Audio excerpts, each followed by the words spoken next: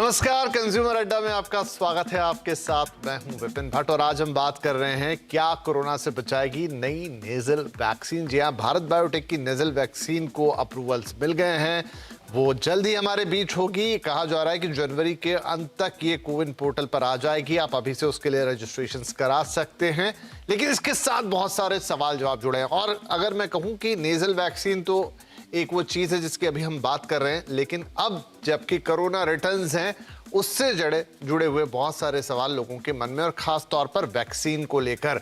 मान लीजिए कि आपके 2 वैक्सीनेशन हो चुके हैं, तो चलिए ठीक है, आपको बूस्टर लेना है।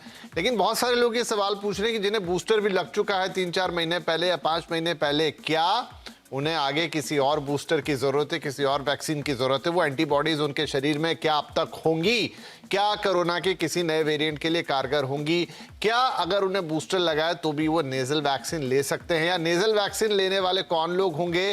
क्या ये अपने आप में एक बूस्टर है? तो काफी सारे वो सवाल है जो वैक्सीन से जुड़े हुए हैं, क्योंकि हम सब जानते हैं कि हमारे पास कोरोना से बचने का एकमात्र असरकायक और सिद्ध इलाज है, वो है वैक्सीन। इसीलिए आज वैक्सीन से जुड़े हर सवाल का जवाब हम इस शो में देने की कोशिश करेंगे, और इसके लिए हमारे साथ जुड़ रहे हैं sir HN Reliance foundation hospital के क्रिटिकल केयर के director doctor Rahul Pandit, Radix health care के चेयरमैन डॉक्टर रवि मलिक और public health analyst Sameer Bhatia. आप सभी का बहुत बहुत स्वागत है।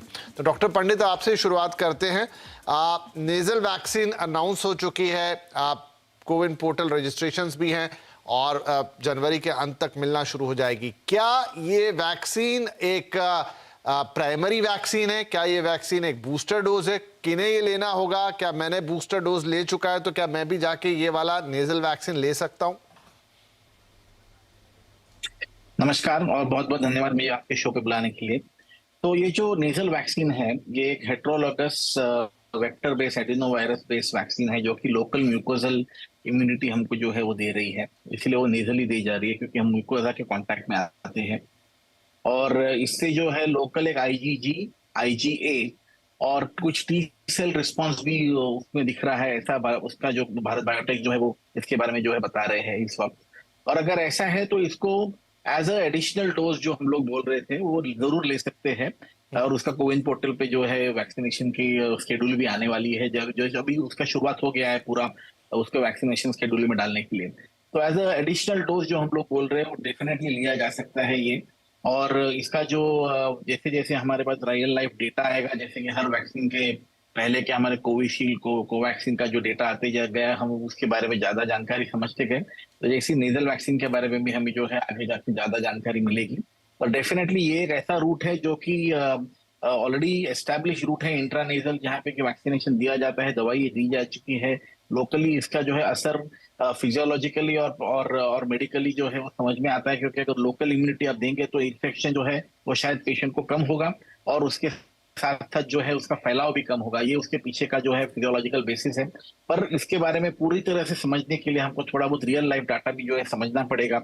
इसके जो जैसे जैसे पेपर्स बाहर आएंगे साइंटिफिक जर्नल्स में, तो हम इसके बारे में बता पाएंगे कि इसके बारे में और हम क्या जानना चाहते हैं करके। तो डॉक्टर साहब, एक बार मैं फिर से क्लियर करना चाहूंगा कि क्या आप जो कह रहे हैं, मतलब अगर मुझे बूस्टर, मैंने 3 टीके लगवा रखे हैं, तो भी चौथे टीके के तौर पर मैं ले सकता हूं, या फिर मुझे 2 टीके लगे और मेरा बूस्टर ड्यू है तो ये मुझे मिलेगी? क्योंकि मिलेगी तो ये मुझे कोविन के थ्रू ही।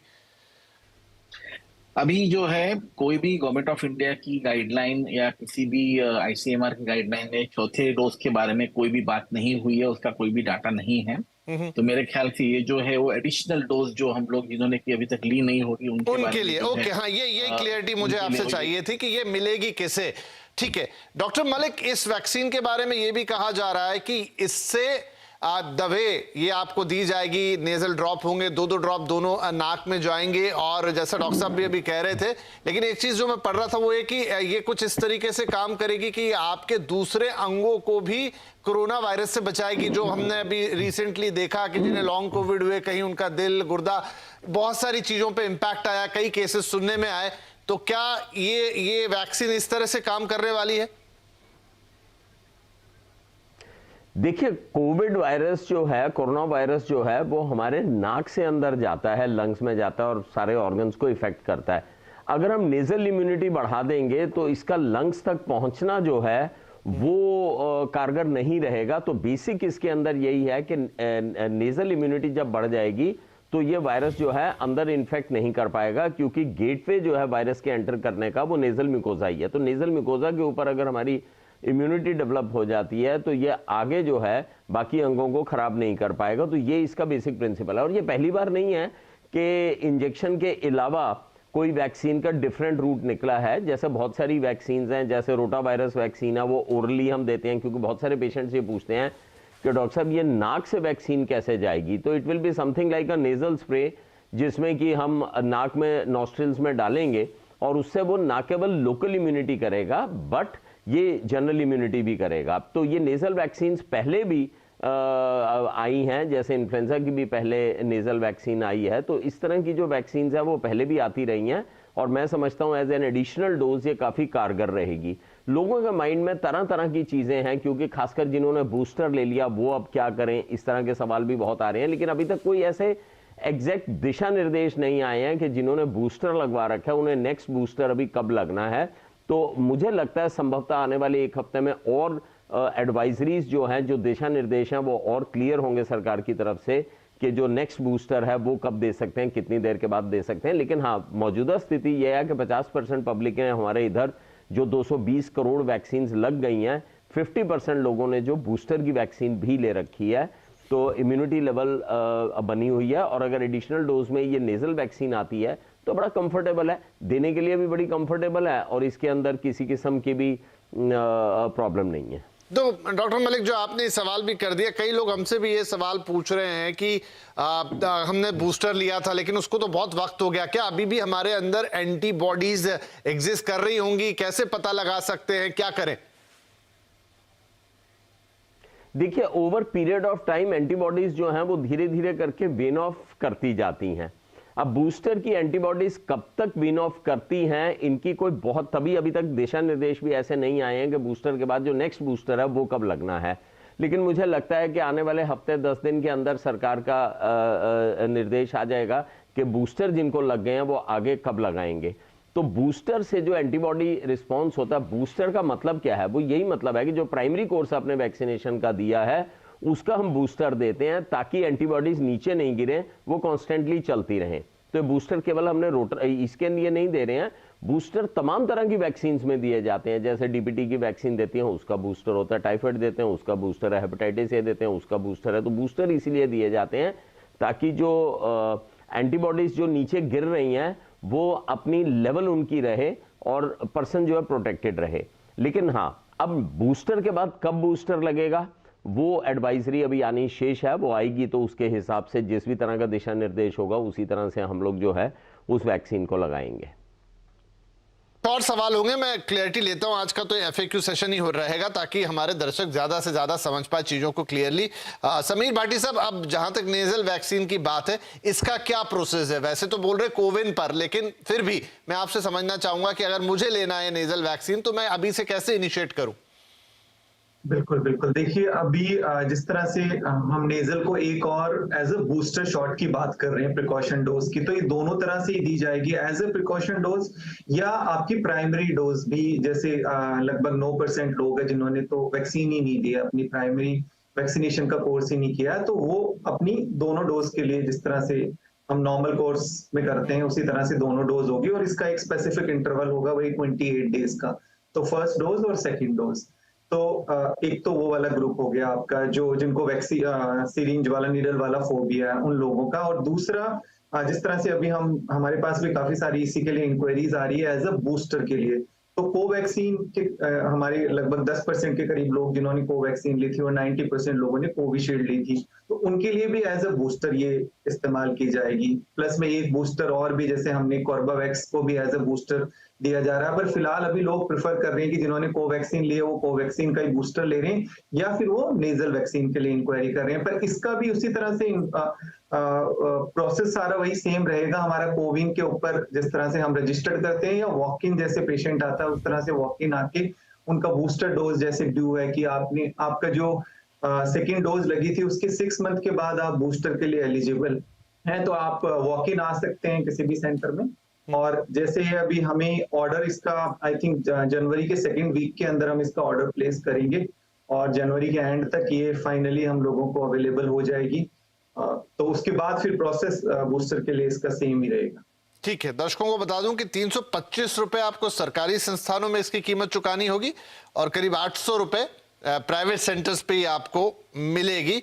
और आप अभी से कोविन पर इसके लिए रजिस्टर कर सकते हैं। डॉक्टर पंडित, तो ये जो पूरा वैक्सीनेशन का ड्राइव है, क्या अगर हम मतलब अलग अलग थ्योरीज है, देखिए अब फिर से कोरोना ने स्ट्राइक कर दिया है। आप माना ये जा रहा है कि चाइना में जो है वो सिर्फ इसलिए इतना फैल रहा है कि उन्होंने आइसोलेशन की पॉलिसी को एक समय में बहुत बढ़ावा दिया। वैक्सीनेशन की खबरें वहां से जरूर आती थी, लेकिन बहुत सारी पब्लिक अभी भी वैक्सीनेटेड नहीं है और यही रीजन है कि वो नए लोग पकड़ में आ रहे हैं। क्या इंडिया की स्थिति, क्योंकि मेजॉरिटी ऑफ पॉपुलेशन को एक डोज तो लगाई है, बहुतों को 2 है, चलिए बूस्टर अभी भी उतने लोगों ने नहीं लिया, लेकिन वो 2 डोज लग के भी पॉपुलेशन में एक जिसे कहें कम्युनिटी इम्यूनिटी आ गई है। क्या यही चीज है जिसने हमें बचाया है? क्या थ्योरीज है? डेफिनेटली आप जैसा कह रहे हैं कि हमारे देश की जो स्थिति है वो थोड़ी बहुत डिफरेंट है। तो इसके कारण 2-3 कारण है। सबसे पहला तो कारण आपने जैसे बताया कि हमारा वैक्सीनेशन ड्राइव जो है वो फर्स्ट डोज और सेकंड डोज का बहुत ही अच्छा हुआ है, बहुत ही अच्छा हुआ है। बूस्टर या एडिशनल डोज जो था वो हमने प्रिकॉशनरी डोज इतना ज्यादा नहीं लिया है पॉपुलेशन ने। सेकेंडली हमारे पास एक नेचुरल इम्यूनिटी, बिकॉज बहुत सारे लोगों को जो कोविड होके गया तो एक नेचुरल इम्यूनिटी भी आई है। उसकी वजह से हाइब्रिड इम्यूनिटी का जो कॉन्सेप्ट है वो भी काफी तरह से पकड़ा हुआ है कि शायद हमारे पास हाइब्रिड इम्यूनिटी पॉपुलेशन में बहुत ज्यादा है। हमको इसके बारे में पूरी तरह से खबर नहीं, क्योंकि हमने जो है मेरे ख्याल से इसका हमें जो है एक सर्वे करना चाहिए कि कितनी इम्यूनिटी हमारे पॉपुलेशन में एक्चुअली है इस वक्त। उससे हमको थोड़ा बहुत जो है संदेशा मिल जाएगा कि नहीं, हमारे पास अच्छी इम्यूनिटी है इस वक्त, हम लोग ज्यादा चिंता करने की जरूरत नहीं है। और अगर यही जो ओमाइक्रॉन का जो वेरिएंट अभी चाइना में जो दिख रहा है, अगर वही वेरिएंट आता है तो शायद हम ये अज्यूम कर सकते हैं कि हमारे पास थोड़ी बहुत इसकी इम्यूनिटी है। पर वैक्सीनेशन प्रोग्राम के ऊपर ढील नहीं देनी चाहिए, इसमें कोई डाउट नहीं है। अगर पूरी तरह से एक नया ये आता है, वेरिएंट आता है, तो उसके क्या कैरेक्टरिस्टिक्स होंगे, उसके क्या वो कैसे डिटेक्ट होगा, उसका क्या सिम्टम्स होंगे, ये बताना बहुत मुश्किल है, क्योंकि वायरस तो रोज म्यूटेट कर रहा है। और हम ये सिर्फ प्रे कर रहे हैं कि वायरस जो है म्यूटेट करे, पर माइल्डर फॉर्म में म्यूटेट करे, लेस विरुलेंट हो। पर इसके बारे में जो है कोई ऐसी 100% कोई चीज कोई नहीं कह सकता, कोई इंसान नहीं कह सकता। तो हमें जो है नॉर्मल प्रिकॉशंस रखने चाहिए।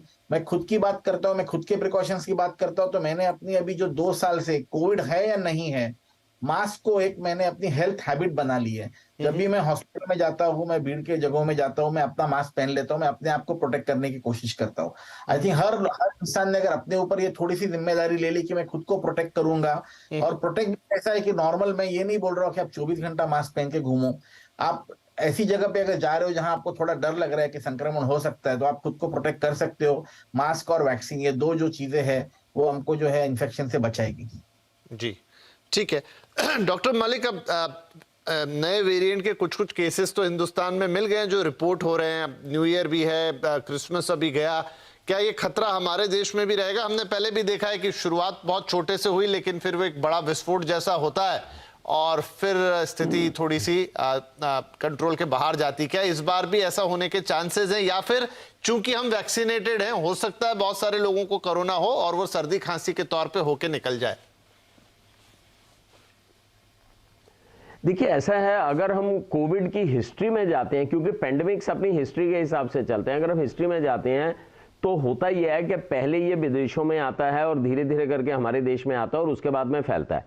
अगर हम विदेशों की बात करें, यूएसए की बात करें, यूके की बात करें, तो अभी भी वहां पर बहुत ज़्यादा केसेस हो रहे हैं। उनकी पॉपुलेशन हमसे बहुत कम है, लेकिन उसके अनुपात में केसेस अभी भी यूएस में, यूके में, फ्रांस में अभी भी केसेस वहां पर काफ़ी हो रहे हैं। तो संभवतः हो सकता है कि कोविड हमारे देश में भी आए, क्योंकि ये किसी भी किस्म के इंटरनेशनल बॉर्डर को रिस्पेक्ट नहीं देता, तो हमारे देश में भी आने की पूरी संभावना है। फर्क केवल 2 चीज़ों में रहेगा। एक तो यह है कि अभी हमारे यहाँ पे जो इम्यूनिटी है, हर्ड इम्यूनिटी है, वो थोड़ी बढ़ी हुई है, नंबर 1, जो कि सेकेंड वेव में उतनी नहीं थी। तो एक तो हर्ड इम्यूनिटी थोड़ी बढ़ी हुई है, और दूसरी चीज़ शायद पब्लिक भी काफ़ी जागरूक है और सरकारी एजेंसीज और हॉस्पिटल्स भी जागरूक हैं कि किस तरह की प्रॉब्लम आती है, तो शायद उसे हम कंट्रोल कर पाएंगे। लेकिन हाँ, अगर हम ये कहें कि हम बिल्कुल इम्यून हैं, ये बीमारी हमारे देश में नहीं आ सकती है या ये हमारे यहाँ पर नहीं आएगी, ऐसा नहीं है। पेंडेमिक जाएगा तो पूरे विश्व से जाएगा। जब तक ये किसी भी देश में चल रहा है, खतरा बना रहेगा दूसरे देशों में फैलने का, क्योंकि हम सब एक ह्यूमन चेन के साथ में बंधे हुए हैं और उस चेन के अंदर जरा सा भी कहीं पे वो होगा तो ये बढ़ जाएगी। ये पहली चीज हुई। दूसरा, जहां तक इम्यूनिटी का तल्लक है, डेफिनेटली हमारे देश ने 220 करोड़ वैक्सीन दी हैं, इम्यूनिटी वैक्सीन की हैं, लेकिन हमें सिर्फ इसके कॉन्फिडेंस में रहना नहीं चाहिए, क्योंकि कई बार वायरस अपना रूप प्रतिरूप भी बदल सकता है और उसको बदलने के साथ में हो सकता है कि वैक्सीन उतनी ज्यादा इफेक्टिव ना रहे एक पर्टिकुलर स्ट्रेन के लिए।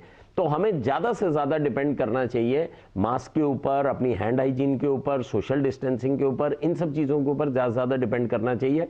मैं डॉक्टर साहब से बिल्कुल एग्री करता हूं कि इन्होंने मास्क जो है वो 2 साल से छोड़ा नहीं है, पहना एज ए हेल्थ हैबिट है। तो मैं सबको सजेस्ट करूंगा कि जहां पर तक हो सके मास्क को एक हेल्थ हैबिट बना के ही आप चलिए, क्योंकि ना केवल ये कोविड से हमारे को प्रिवेंशन देता है, अगर आप देखिए ट्यूबरकुलोसिस, जितनी भी रेस्पिरेटरी बीमारियां, उनसे भी हमें प्रोटेक्शन देता है और कुछ ना कुछ पॉल्यूशन से भी प्रोटेक्शन देता है। तो मास्क को एक हमें जीवन शैली बना लेना चाहिए। केवल और केवल इस चीज पे हम डिपेंड करें कि हाँ हम वैक्सीनेटेड हैं, हमारा कुछ नहीं हो सकता या हमारे देश में नहीं आ सकता, वो मुझे लगता है कि ये थोड़ा भ्रमित रहना होगा। अपने पूरी शक्ति और समर्थ के साथ में हमारे को इस बीमारी से बचाव के सारे तरीके ढूंढ लेने चाहिए और तभी हम लोग जो हैं सेफ रह पाएंगे। चलिए, तो हम ऐसे मुगालते में नहीं रह सकते कि हमारे देश में वैक्सीनेशन हुआ, अच्छी बात है, उससे हमें प्रोटेक्शन भी मिल रहा है, लेकिन यहाँ पर कुछ होगा ही नहीं, ये गलतफहमी नहीं पाली जा सकती। और जैसा हमारे दोनों पैनलिस्ट या तीनों ही पैनलिस्ट कह रहे हैं कि आपको जो बेसिक चीज़ें हैं, मास्क, हैंड हाइजीन, इन सब का तो पालन अगर आप करते रहें तो कोई प्रॉब्लम है ही नहीं। तो चलिए एक छोटा ब्रेक लेते हैं और ब्रेक के बाद कुछ और अहम सवाल रहेंगे, मसलन कि क्या अब जब ये वायरस मौजूद ही है और कहा जा रहा है कि ये तो हमेशा एग्जिस्ट करेगा, सिर्फ माइल्ड हो जाएगा, तो क्या इसके वैक्सीनेशन को परमानेंट कर देना चाहिए? जैसे बाकी चीज़ों के वैक्सीनेशन हमें थ्रू आउट लगते रहते हैं, लाइफ टाइम या बचपन से लगते हैं, उस तरह की चीज़ें ये हो जाएंगी। कैसे निपटेंगे हम इससे? और हाल फिलहाल के लिए क्या और कुछ चीज़ें हम कर सकते हैं अपनी इम्यूनिटी को बेहतर बनाने के लिए, जैसे पहले भी हमने किया? क्या वो भी वक्त आ चुका है? छोटा ब्रेक, बातचीत जारी रहेगी।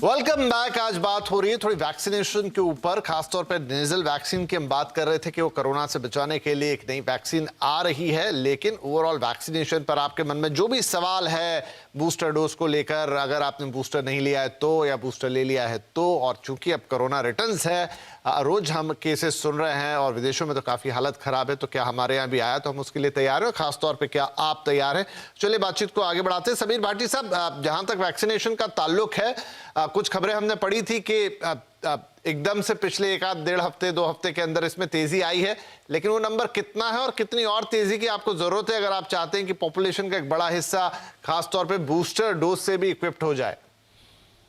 बिल्कुल, देखिए इसमें जैसा हम बात कर रहे थे कि हमारे 28 से 30% लोग जो लगा चुके हैं, उनमें तो कई ये इंक्वायरी है कि एक उनको और सेकंड बूस्टर मतलब 4th डोज।